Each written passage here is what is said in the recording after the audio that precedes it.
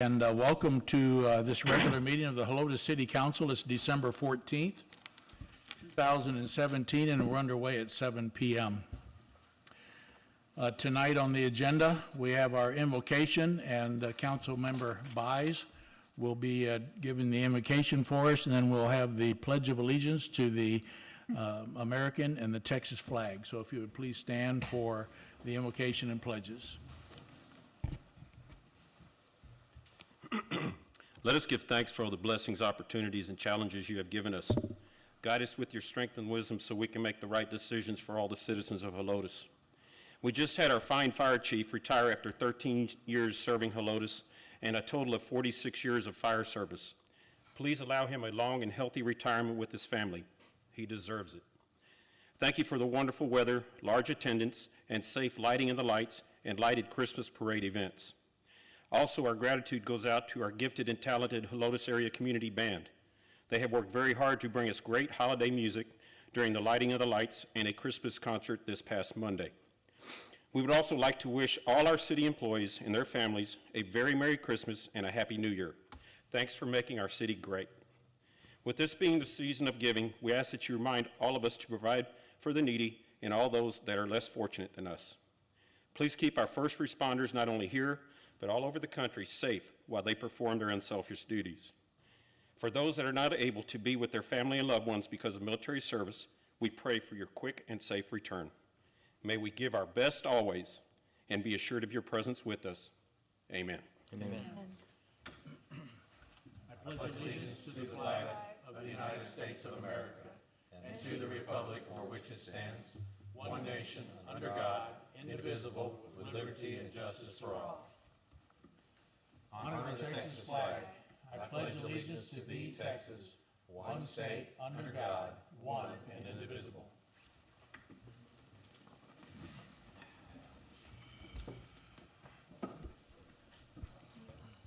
Okay, next we have citizens to be heard. So if we could, did we have anyone sign up? No. Okay. So we have no citizens to be heard. We do have a recognition by the Helotes Police Department and its participation in their No Shave November. And we have Captain Burgess is here to present some donations to Casa Helotes. So come on up, Captain.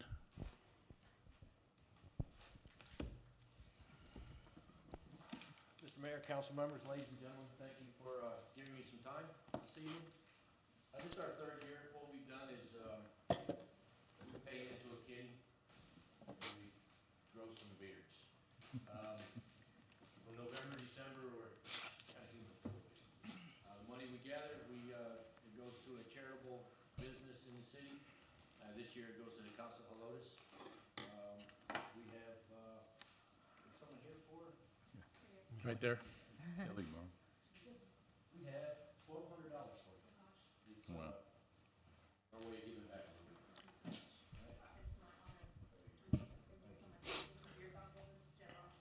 To all the police department, we appreciate, again, this donation. This will help us tremendously. Do all of you want to come up and get some pictures taken? No? Okay. I would like to recognize our team. We have a great leader with our organization. Councilman Ed Villanueva is our board president. We also have some board members here with us. Jim Ashbaugh, Nancy Smith, long-term members, Diane Wooten, and Bridge Standill is our vice president. So I would like for all of them to come up and stand and accept this with me, please. All right.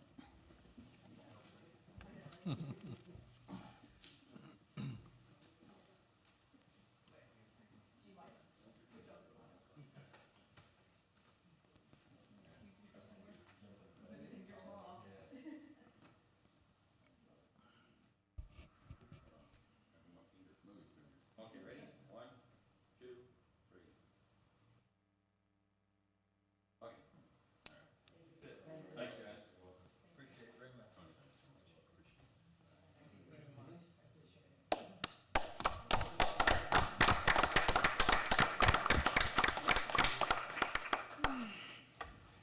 And thanks to Captain Burgess and all of the guys who are participating in this. It's commendable, and again, we appreciate it. Okay, next up is our consent agenda. Tonight, we have items 4 through 9, and for those of you who are not familiar with consent agendas, it's typically a grouping of agenda items that are considered fairly routine by the staff and me, and so we lump them together with the intention of getting a motion and a second to approve all of them together. However, if a council member has a question, they can ask that question. If it can be answered fairly quickly, we'll do that. Otherwise, that particular item can be pulled, or any item can be pulled for full discussion with the individual items. So I would ask at this time, are there any questions about the consent items or any item that you would wish to pull? Anybody? Yeah. Just had a question about number 7. Reading the lease agreement, the AC heating unit is not covered by the landlord. It's the responsibility of the tenant. That's probably, the rooftop unit like that's $5,000 to $10,000 expenditure. It's happened before. Is that something that's been taken into consideration? And that isn't cheap. The EDC, I'm sure did, and that's pretty standard in a commercial lease for a store or an office. The landlord barely covers that type of equipment. Okay. The EDC did discuss that, and they are getting a 90-day warranty from the landlord, and after that, it would fall on the EDC if something was to break with that unit. Okay. Well, I've done some leases myself in commercial property, and it's always a negotiating point. It's, it's not necessarily a responsibility of the tenant, but just wanted to make sure that EDC knew what they were getting into with the repair, a full-blown repair of a unit that size. It's quite expensive, but, okay. Any other questions? No request to pull an item? Then I would ask for a motion and a second to approve consent agenda items 4 through 9. Mr. Mayor, I make a motion that we approve consent agenda items 4 through 9 as written. We have a motion from Councilmember Fredericks. Do we have a second? I'll second. Second from Buys. So we have a motion and a second to approve consent agenda items 4 through 9. All in favor, say aye. Aye. Opposed, say no. Motion carries. Consent agenda items 4 through 9 are approved. This takes us to item number 10 on the agenda, and this is an item that, for those of you that don't know, we have been without a certified arborist for a little while. However, we had had a long-range plan, as the agenda item request says, to have a staff arborist, and Josh Mayer, our Public Works Supervisor, is now in that position and has become certified. So I would ask the council to give us a motion and a second for discussion and action on the appointment of Public Works Supervisor Josh Mayer as our city arborist. Mr. Mayor, I make a motion to discuss, take action on 10. We have a motion from Buys. Do we have a second? Second. Second from Fredericks. Okay, Bert, it's your motion. Any discussion? I would think that Josh would make a good arborist. He's there at the scene anyway, every time, on a work site and all that. The only question I have is he going to get a little bit more money because he is now our arborist? I think he deserves at least a little bit more money. He's pitching for you. Well, we were paying an arborist before. I'm just thinking that possibly we could look into that. Sure we are. Okay, and then how many times did it take you to pass that test? Once? Because I heard that's a very difficult test to about 23% pass or something like that the first time, something like that? 29%? Good job. That's all I had, Mayor. Paul? No, just congratulations, Josh, on getting that certification and helping out the city. We appreciate it. Thank you. Ed? I have no comment. Great job, though, Josh. Appreciate it. Alex? I don't have any comment, thank you. Cynthia? No, I agree. Congratulations, and that you earned this, stepping forward to take on this responsibility. I appreciate that. Okay, then we'll call the question. A yes vote will be to approve the appointment of Josh Mayer, our Public Works Supervisor, as our new city arborist. All in favor, say aye. Aye. Opposed, say no. Motion carries. Congratulations, Josh.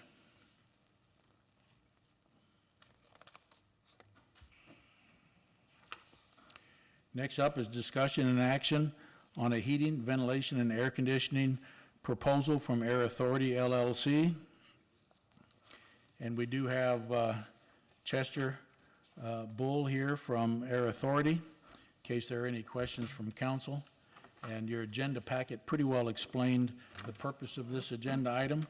So I would open it up for a motion and a second to discuss and take action on this proposal. Mr. Mayor, I move that we discuss and take action on item number 11 as written. Have a motion from Massey. Do we have a second? I'll second. Second from Buys. Cynthia, it's your motion. I know that we've been having a lot of problems with this issue of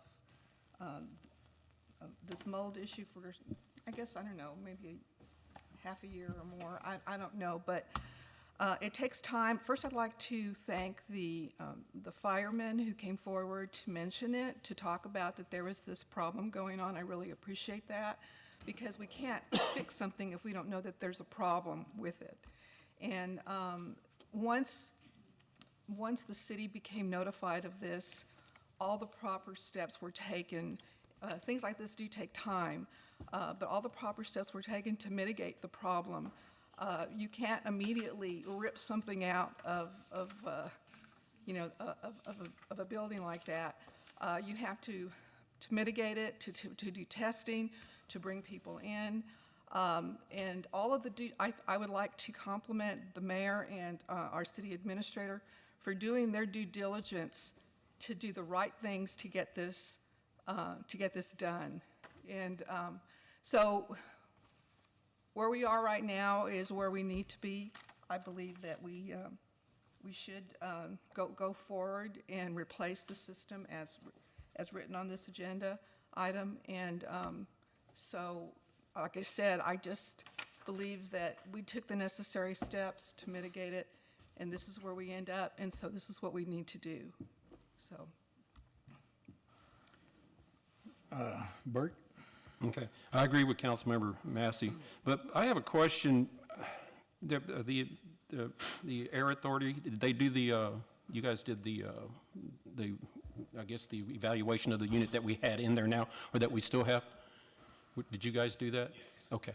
We hired a fresh one. Actually, mechanical engineer and all those Okay, I've got it. reports. Yep, yeah, I okay. went over all that. What I don't understand is, Chester, go ahead and come on up.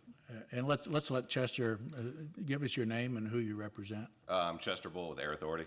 Okay. okay, Chester, I'm not on you, I'm on the guys that designed and built the original unit. I guess that's the original unit in it. What I'm seeing here is that the unit is out of warranty, is that correct, by a couple of years? Mm-hmm. Okay, but the thing is, it was over-engineered, and I'm no HVAC man, but I was told, maybe you could help me out with this, that for every 500 square feet of area to be treated, cooled, and heated, you use 1 ton, is that correct? No, absolutely not. It's not? That's a rule of thumb that may have been true 20, 30 years ago, but construction Okay. has changed drastically. We see buildings that are 1,000 square feet a ton, 1,200 square feet a ton. Oh, okay. So as construction. So there's a lot of materials- variables then? Right. But- And that has to do with for example, you have a foam insulation on the roof. I mean, that plays an important part as to what size the equipment needs to be. Okay. Now, but, I mean, I know you don't like to dish your fellow, your peers and stuff like that, but, man, don't you think it was well over-engineered by a lot? And that, to me, caused a lot of the problems. And since it's out of warranty, there's nothing we can really do about it, other than, is there any way we can possibly take them to court to get any of our money back on this? Because it was grossly misengineered, in my mind. And I'm not an engineer, I'm not an HVAC man, but after reading all the numbers and everything, I mean, it was nowhere near what it was supposed to be. There was a lot of extra capacity there, yes. Yeah, just addressing that, we did look at, because as you may remember, when we started this process, Middleman Construction, who was the original contractor on the job, and their mechanical engineer, as it's pretty well explained in the agenda item. They did come in, and we worked with them for probably a year and a half, trying different things. They pulled out pieces of equipment and everything, and we went through that process. And this latest bout here, we decided that this would be the best route, figuring that if we took them to court, we would probably wind up spending at least this much money or more by the time we were done, and there's no guarantee of winning a court case, as you well know. And then us being, excuse me, I didn't mean to interrupt, but us being a municipality, we wouldn't get our lawyers' fees back, right? That's correct. So it's not worth it, okay. I just don't understand how they could, grossly over-engineer the deal. It just doesn't make any sense to me, so, anyway. That's all I had. Can I comment on this, Mayor? Yeah. They over-engineered to a certain number of people in that space. So going through the process, through the fire department, spacing plans and all of that, that's where we came up to 20 to 30 people in that building at any one time. So I think it would, while yes, I think the units were oversized, I think it would be very difficult to take an engineer to task on something where they did it in accordance with the space plans that were designed at that time. Okay. I think in a sense you would spend more in legal fees than you would actually accomplish. Okay. And I read through this, I didn't see, what is the warranty on this work? It's going to be 5-year parts. Well, it's different. So there's different type of equipment. We have Okay. the split system, which is, it's not in the proposal. Yeah, and it's just better equipment, more efficient, and the variable Yeah, speed. it's on the first page of the proposal. It's 1-year labor, 1-year parts, 5-year compressor warranty on the split systems, 1-year parts, and 10-year heat exchanger core on the ERV, which is an energy recovery ventilator. Well, that's pretty much a residential warranty too, so, I mean, okay. That's pretty much standard, I guess. And that's all I had, Mayor. Ed, any questions? I don't have any questions. I'm all for making this right for these, for our first responders. I guess, and this is maybe just, it's just old news. It's what took us so long to get to this point? What took us so long to get to a point where we, retain another engineering firm or HVAC company to, to really examine this issue and get away from the other guys who were banking on them to honor their warranty, whatever. It's been 6 years in the making. This is not something that happened over a year ago, and. No, we understand the importance of this project, and that's Yeah. why, even though I have trust in my skill set, that's why, in my scope, I carried the cost of a professional engineer to make sure that we are putting in the right equipment and we have the right sequence of controls. We're treating the outside air, we're managing the outside air. So we understand, the importance of this project, just from me being interviewed before coming in here.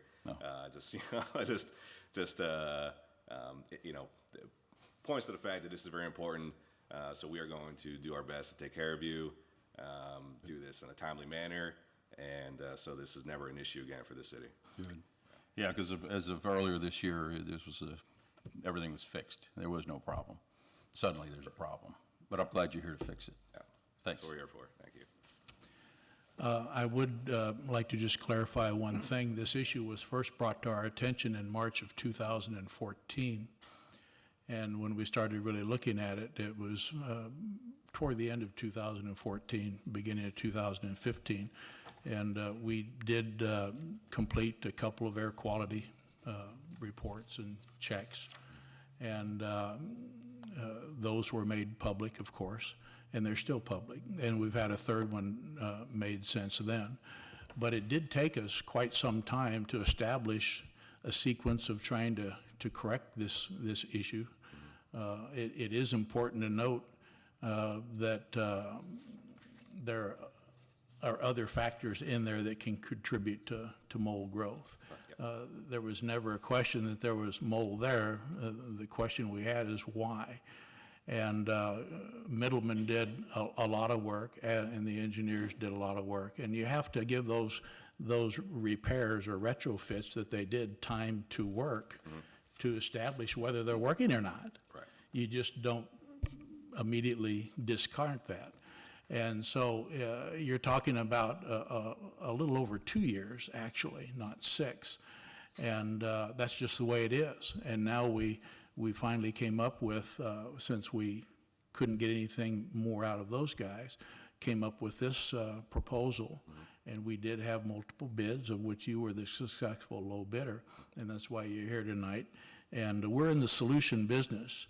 And we don't jump into things. We take care of things systematically and do, as Councilmember Massey said, our due diligence on this thing. Right. And it just, something like this just takes some time. The air quality reports were very specific, that there were more mold spores outside the building than inside the building. And none of the mold spores that were inside the building were harmful varieties of mold. Anyway, those reports are always available. Anybody that wants to read them, they were on our city website for several months earlier this year. That being said, I just wanted to be clear on that. It does take time to complete something properly. Alex? Thank you, Mr. Mayor. I'm not going to repeat a lot of the sentiment. I think it's unfortunate that the series of events in the past has led us to where we have to take this action, but here we are, and we're moving forward. I did have a question with regard to the future, however. Obviously, understanding the warranty, and I know that, and I'm not an expert in the air conditioning side of the world, but the refrigerant that's being used in this is the newest version of the refrigerant, right? Because Absolutely. obviously Freon's gone. Yep. Now, I've heard that it's not going to be but a few more years before the refrigerant requirements are going to change yet again. And how is that going to play here? Because if you have a system, internal and external, that's relying on an outdated system, then you end up having to replace the whole thing because you can't replace half of it or fix a part of it. Right. What do you know of as the timeline on that, and how do we protect ourselves from a large expense 3, 4, 5 years from now when that system, when the R-22 requirement is changed to the new future one? So, yeah, let me, as someone who sort of lives and breathes in this industry, right? So, there's 410A is the new refrigerant. It is a chlorine-free refrigerant, so it's not harmful to the ozone. That's why R-22 was phased out, or is being phased out. That is a chlorine-based refrigerant. It is harmful to the ozone. That's why it's being phased out. 410A is not. I've been in this industry for about 15 years now, and there have been rumors of 410 being outdated for the last 5 years. It's not going to happen. They're not curtailing production of 410A.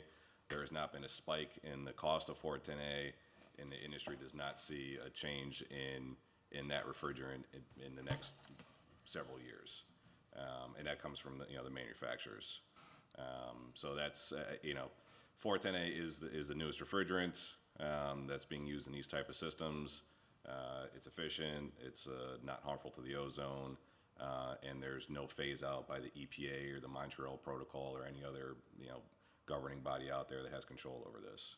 So hopefully, I don't know if that really answered the question, but I was just trying to do my best to sort of put your mind at ease that the equipment being put in and refrigerant used in these systems is not going to have any kind of detrimental economic effect to you down the road. Yeah. That's what, so in your professional opinion, this is going to, Yeah. this is going to be the system we'll need for many years to come? Yes. Okay, Yeah. thank you. As long as it's maintained, which it will be, since we have a maintenance contract with the city, we'll make sure that the equipment stays in pristine condition. Great, thank you. Thank you, Mr. Mayor. Well, in a phase-out like that, were it to happen, everyone would be in the same boat, and it would be much like it is now. The old refrigerant or Freon is still available, it's just very expensive. And it took a while for R22 was the refrigerant that's been phased out. So if you have an older home or older system and you had a contractor come out, Right. The cost to put that refrigerant in your system is astronomical, but it took a while to get there. So It's mainly because it's recycled material now, at this right? point, there's very little new R22. A lot of it is recycled. So right. It's law of supply and demand. It's, the demand's going down, but the supply is going down as well. So, but it's still pretty expensive. Sure. Yeah. That's all, thank you. That's all. Paul? So it sounds like you're pretty confident that this will fix the problem. I guess my question is, are we ripping out every single piece of equipment to prevent any cross-contamination from the old equipment to the new equipment? Yeah, so all the equipment is being ripped out. So, the mechanical pieces of equipment, a lot of ductwork is staying in place. Some of the ductwork is going to be rerouted and rezoned so it's zoned to make sense. What I mean by zoning is so that, there's certain parts of the building that are gonna have its own dedicated system. But all the equipment is being, ripped out and, disposed of. And, the ductwork that we saw, so, we've got some ductwork in our bid to take care of.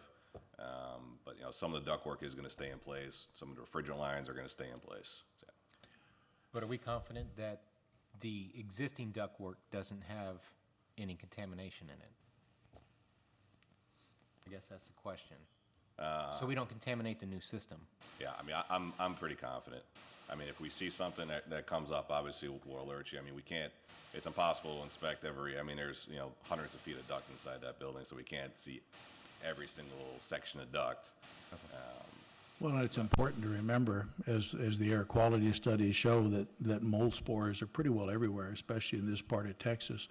However, when we're removing one zone and going from 6 to 5 zones and removing some tonnage, a little over 5 tons in the system, which was part of the problem environmentally, Yeah. creating for lack of a better term, the habitat maybe that would encourage some of that spore growth, So- that should be eliminated, although it's not a guarantee.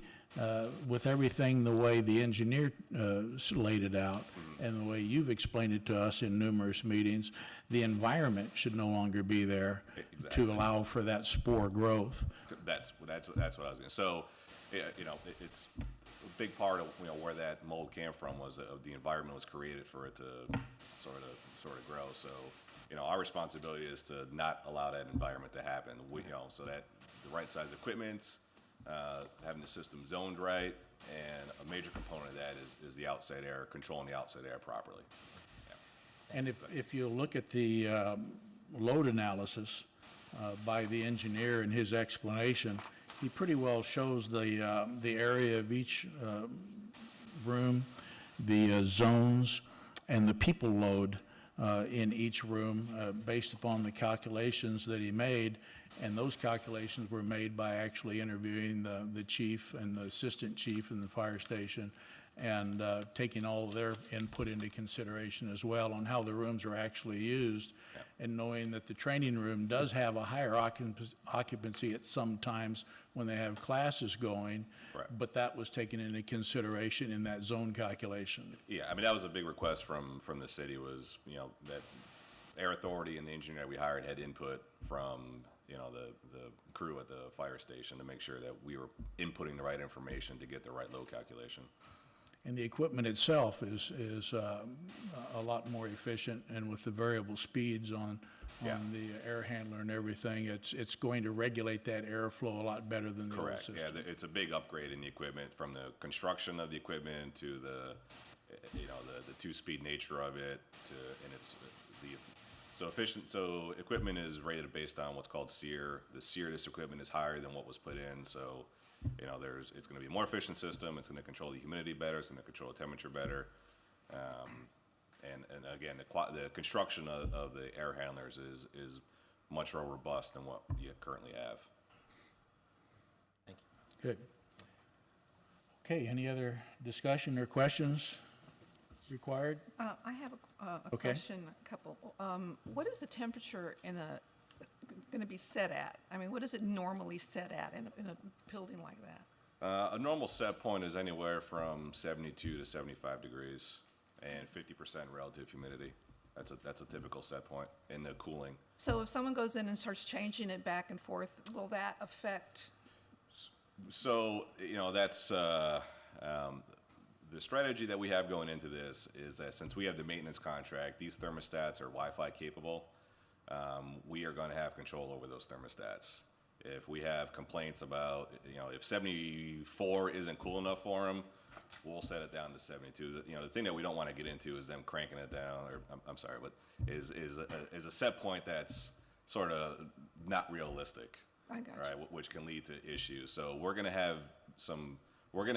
initially, we're gonna have control and visibility over the temperature setting and the humidity setting in that space. Okay, well, because I think that's important. The other thing is, how long do you think it's going to take To do this job? to do this job? to have So everything? probably the longest thing is getting the equipment ordered. We're about a 2 to 3 week lead time to get the equipment, and then once we receive the equipment, I would say about a week to a week and a half to get everything in. Wow, So okay. we're gonna move pretty fast, and we're gonna stage it so that we take care of the critical areas first. Okay. Yep. Bert, anything else? No. Ed? No, sir. Alex? No, sir, thank you. Paul, anything else? Okay, then the question would be for approval on this item. So a yes vote will be to approve this work to be completed in a timely manner in the fire station. So all in favor, say aye. Aye. Opposed, say no. Motion carries. Appreciate it, Chester. Thank you. And Rick will be getting with you tomorrow. Next, we have item 12, discussion and action on amending Chapter 7, the hiring process. This is something that had come to us, come to you as a council a couple of meetings ago, and we pulled it because the attorneys had some last-minute changes. Those have all been taken care of, so we're bringing it back to you. So if I can get a motion and a second for discussion and action on amending Chapters 7, 13, and 18, and 19 on our Policies and Procedures Manual, I would appreciate it. A motion and a second. Mr. Mayor? Yeah. I move that we discuss and take action on item 12 as written. We have a motion from Villanueva. Do we have a second? I'll second.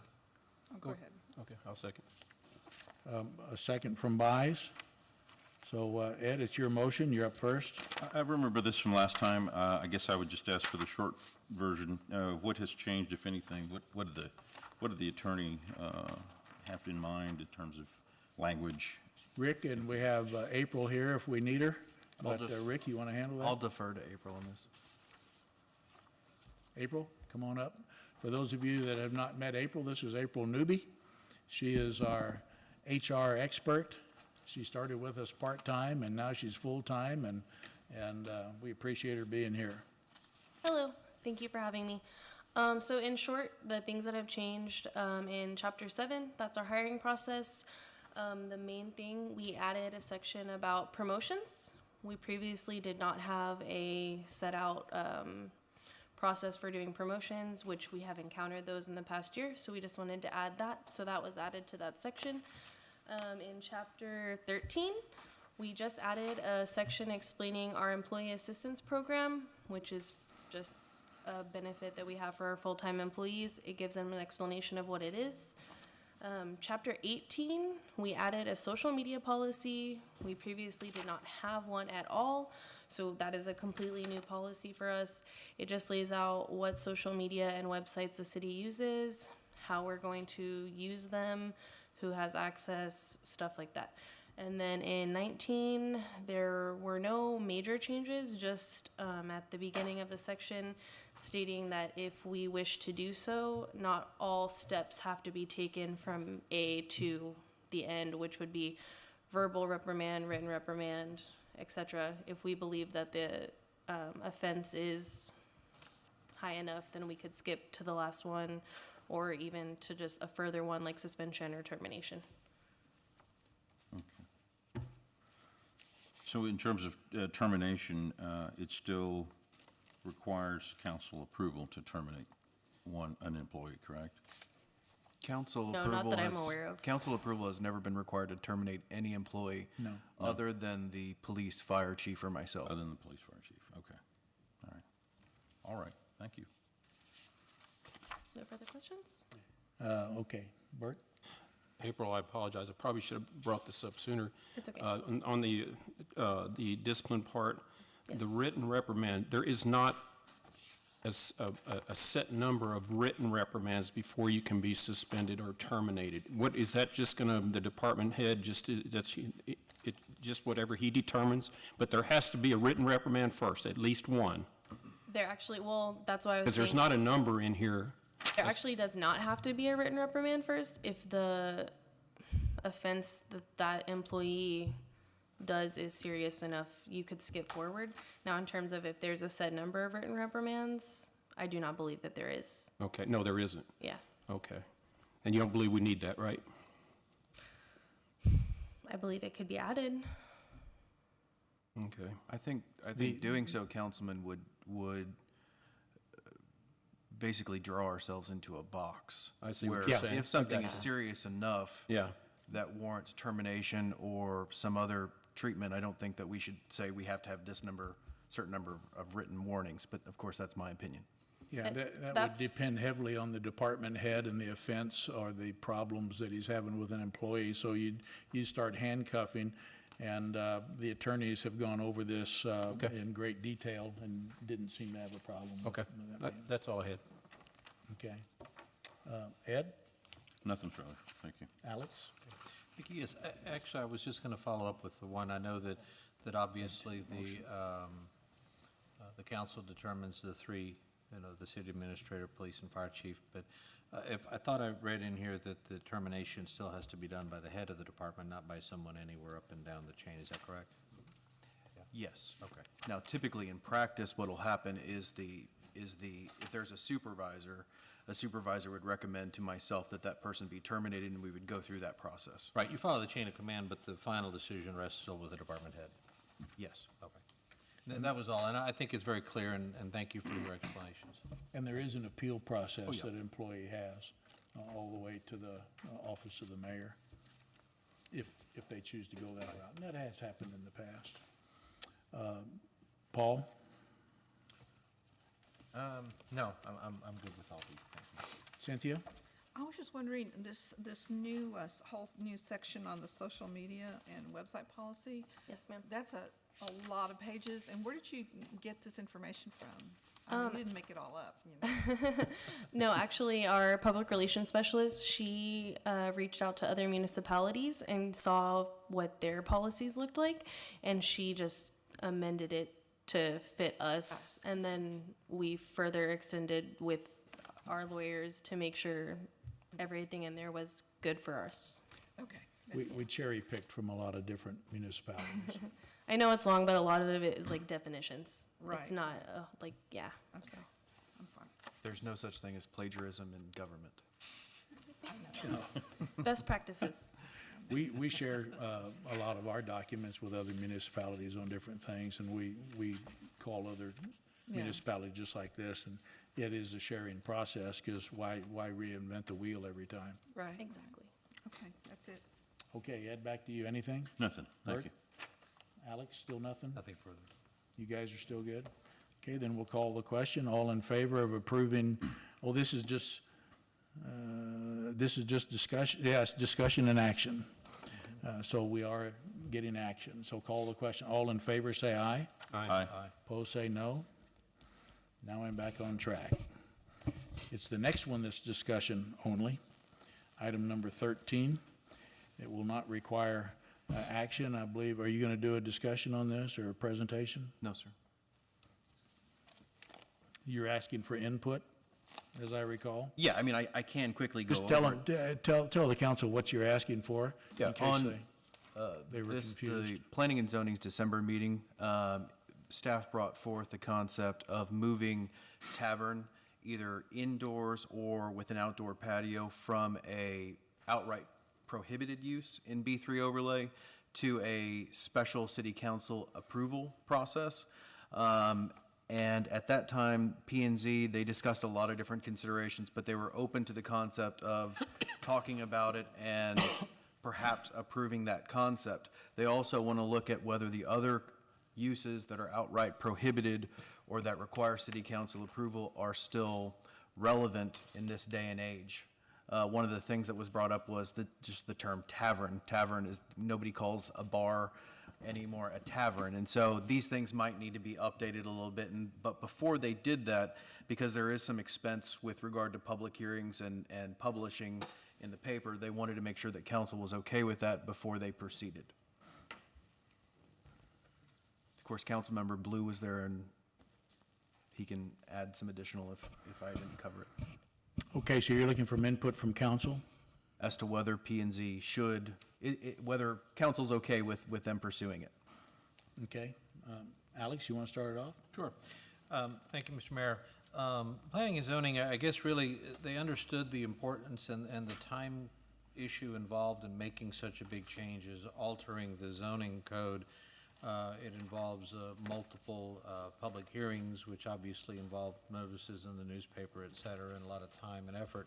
And they just wanted to get a sense of you know, is council really kind of going to go along with whatever they do so that they don't go through the whole exercise and end up finding that council said, nah, we don't want to do it anyway. And I don't think they want to kind of put the cart before the horse here. I think they just want some sort of direction from council. A number of the members of planning and zoning were not involved in any of the process when the overlay zone was initially established. And so they're kind of learning their ideas of why it was put in place and what was the intent for it to be put in place. So they just kind of wanted a sense of council's feel on not just the one, the tavern, which kind of is a little misleading because any sort of restaurant that serves alcohol, if the alcoholic content of their sales exceeds their food content, they're technically a tavern, even if they don't even have an open bar, simply just by virtue of the mix of alcohol versus food sales.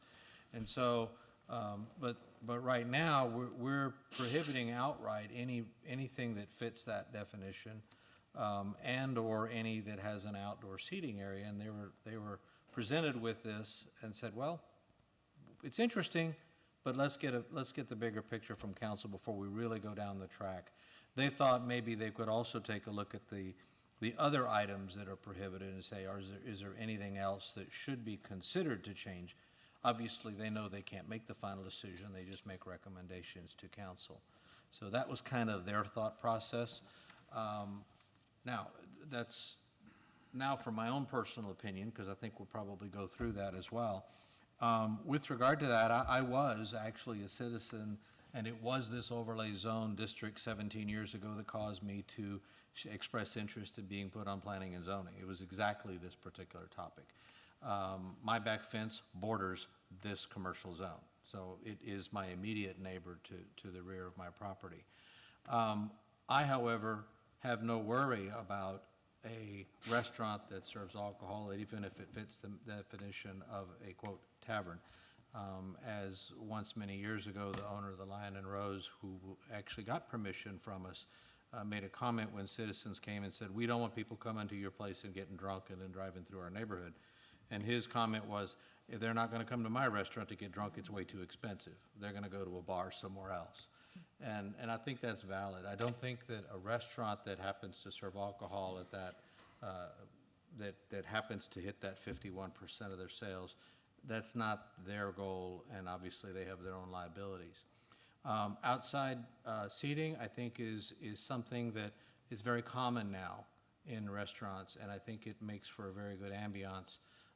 I don't think that the overlay zone district is any exception to that. Most of the places that would come in there are going to want to be right on Bandera Road. They're not going to be back behind a car wash or behind an office building. So they're going to want to be up at the front, and you've got many hundreds and hundreds of feet. The only consideration I would have would be if we do allow this, to not allow outdoor music.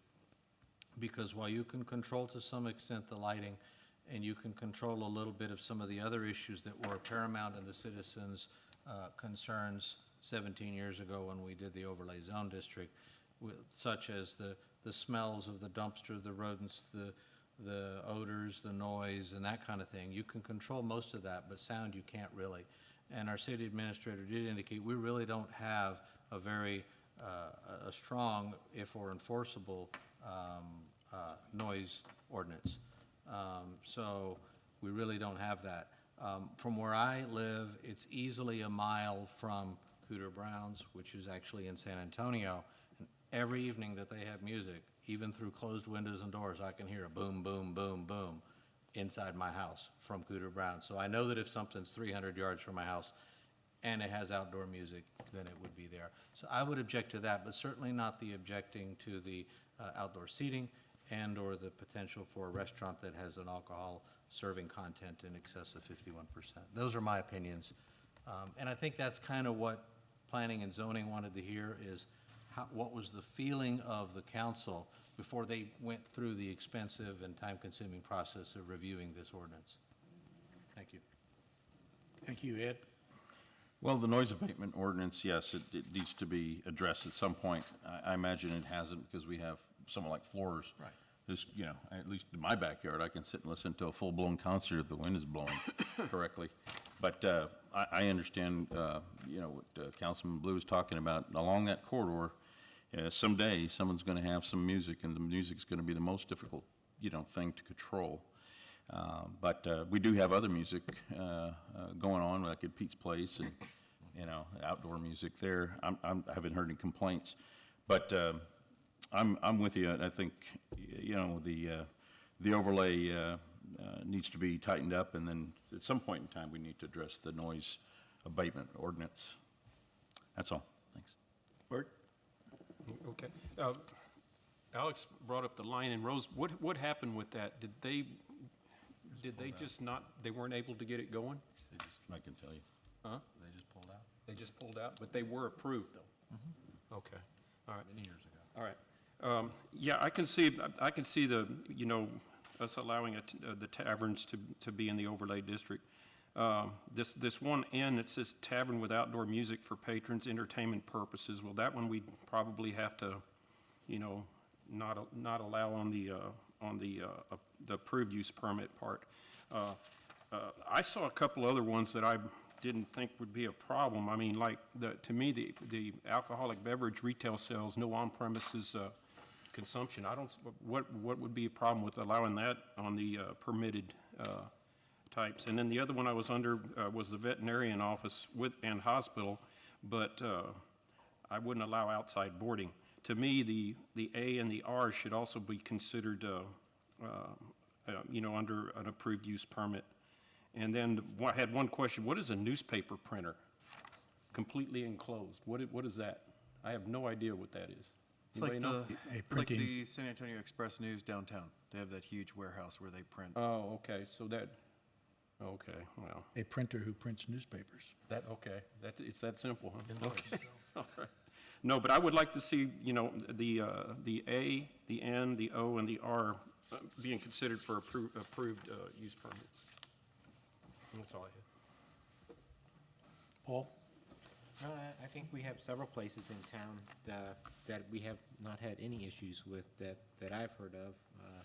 Bad Dogs or Mad Dogs or whatever across the street, and several places in Old Town that certainly sell alcohol. So I don't, I'm open to looking at that, sure. Cynthia? I'm in agreement. They should go ahead and go through that, maybe change some wording, definitions. I do believe the noise on Bandera, as far as the music you're talking about, that kind of entertainment should definitely not be allowed. But, you know, it's different in Old Town when they have the bands out there. I mean, there's not the kind of residential area that we have here, and it's been that way for decades, actually. So, yeah, I think that they should go ahead and go look through this. Mr. Mayor, if I could have a quick follow-up. I think the initial request was not to necessarily make all of these things blanket approval by right, but in some cases, make them approval on a case-by-case basis through city council approval. And I think that's really maybe where we should give them direction to say, move in that sense. Obviously, if a newspaper printer wants to pay the high-priced dollars, which they won't, but maybe that's a different issue. But some of the areas, especially like with a bar or an out tavern, restaurant that sells that amount of alcohol, maybe forcing them to come to council for a specific permit as opposed to just making it by right, which then doesn't allow you any control. And even or control of the replacement business, should one come in, go out of business, and then the next one come in, and you don't even have much say in it. And I think that's a good approach, because that's the way it was presented to planning and zoning, really, not just change it and make everything permitted. But the other approach is that remember that a lot of this area is pretty much borders immediately residential neighborhoods. And I know that Flores is clearly, you can hear that from a long ways off. I think it's a little different because you can pretty much count on what you're going to hear at Flores, and it is a further distance. There's also a lot more trees. And so a lot of these properties now, as they're being developed, all of the vegetation is being taken down all the way to the back property, which doesn't even allow any buffer from that sort of thing. So I was thinking the idea, the direction more of allow some of those to go not just for outright permit, but through the city council or through planning and zoning and council permit on a case-by-case basis. Yeah, and that's pretty common through our schedule of uses, and what it says here on your agenda request is this particular business and others would be moved from unpermitted uses to uses that may be permitted through city council review and approval. So that's basically what we're talking about, is each business would have to ask for approval by council, much as the CCs and the schedule of uses are now. Exactly. Ed, anything else? Nothing else, thank you. Bert? Isn't that what we kind of do now? But this is specific to the B3 overlay. Oh, okay. Okay, okay, yeah. That's what I'm saying. Throughout the schedule of uses, there are CCs, which are businesses that require city council approval. So all we're asking for here is the uses that are in the B3 overlay zone to be moved from definite unpermitted uses, which means we can't even bring it here, to uses, but they have to be approved and reviewed by the city council. So we're trying to pick which one of these we want to allow? Or allow if that you- process to happen? Yeah, if you have specific ones like you named, the A, N, O, and R, and then any others that you come up with, but planning and zoning will actually look at this and give us our recommendations. And through the years, our Planning and Zoning Commission has done a very good job at going through this type of stuff and bringing recommendations to you guys as council. All they're looking for here is some direction. Got it. Before they do it, would you be interested in allowing it? Okay, Okay? sounds good. Paul? No, sir, I'm good, thank you. Cynthia, anything else? No. Okay, well, as we said, there's no action on this, so Rick, you got all the information you need to take back to planning and zoning and task them with coming up with something to bring back to council. Okay, next up, we have a closed session scheduled. However, I would like to just review what's happened with our fire chief, as Councilmember Baez said in the invocation. Our fire chief, Walt Daughtry, retired effective last Friday, December 8th, after a long tenure here with the city. And he actually started June 1st of 2003. So he put in some time, and I would like to tell you that at his retirement celebration here at City Hall last Friday, he did get a solid oak rocking chair, which is something that we give to any retired employee or employee retiring with 10 years or more service to the city. This is something we came up with a couple of years ago, and he was our third recipient of the oak rocking chair. So his wife Patty had retired a couple of years ago, and she was the first recipient. So I kid them that now they can sit on their front porch with their pair of rocking chairs and rock to their heart's content. But that put us in a position of needing to look for a new fire chief. We did have some very qualified applicants, and on the 29th of November, Councilmember Blue, Baez, Massey, and Villanueva interviewed the final 5 applicants for the position of fire chief. And we had 5 very well-qualified applicants, and they went through a pretty intense questioning process. We spent all day in a workshop interviewing these guys. And so had very, very good interviews. So in the hopes that we can get a nomination for an applicant without going into closed session, I will just ask, are there any applicants that a council member would like to propose as a nominee for the new fire chief's position? Mr. Mayor, I'm ready to make a recommendation. Okay? I would like to recommend, first, I would like to reiterate what the mayor said. There were some excellent candidates, and it's always difficult to, to go through this process. But in my opinion, there was one who stood out, and he reminded me of Helotes. He reminded me, I was impressed with his management and leadership roles. He has long experience. But mostly his personality and his character, and as we were interviewing him, I remember thinking, this guy would fit in Helotes, and he would work very well with our fire department. So I would like to recommend Richard Moreland, who was with the Corpus Christi Police Department for 32 years as my nominee. Fire department, I'm sorry, for the fire department, for fire chief. Okay, is there a second to that nomination? I'll second it. Okay, we have a motion from Massey and a second from Buys to nominate Richard Moreland for the position of Fire Chief for the city of Helotes. Are there any other nominations? No other nominations being heard. I'll call the question on, Mr. Mayor, Yeah. sorry. So we're going to completely bypass a closed session? I mean, we don't have an option of going to closed session? no, if you want to have a discussion, we'll go into closed session. What I was trying to do is see if there was a viable nominee Right. that would be placed into the process, and if you guys would approve it.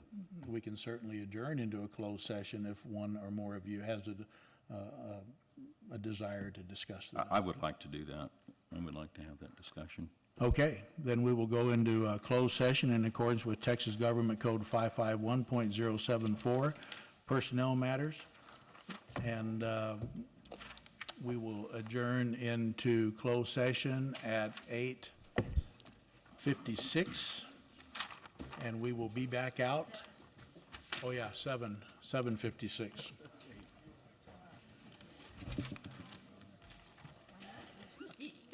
Okay, we're back from our closed session, and it is 8:23. And we were in closed session in accordance with Texas Government Code 551.074, personnel matters. No action was taken in closed session, so now that we're back in session here, under item 15, discussion and action on the selection of a fire chief for the city of Helotes, Texas. We have a nomination and a second on the floor for Richard Moreland of the Corpus Christi Fire Department as our next fire chief. I'll ask again, are there any additional nominations? No nominations being heard. We'll take action, call the question on the selection of Richard Moreland as chief. All in favor, say aye. Aye. Opposed, say no. Motion carries. And we will take care of the notification and transitioning into the new chief. That finishes our agenda, so no other business on hand. If there are no objections, we will adjourn. We're adjourning at 8:24.